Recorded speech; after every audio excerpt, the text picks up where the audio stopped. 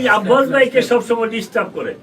এক পাগল রে দিছে ওখানে দাঁড় করে পাটোয়ারি ডারবি নাসির বলে ও নাকি যায় টাকা পয়সা পাইতো ডারবি শিখে খাইতো। আর আমি বলি তার সিরা নাসির। কালকে অনেকে বলে ও নাকি জুকার নাসির। ও মাঝে মাঝে এমন কথা বলে যেটা শুনলে আগে আসলে টেলিসামাদ আফগানিকে দেখলে আমরা হাসতাম সিনেমাতে, এখন ওরে দেখলে মানুষ হাসে।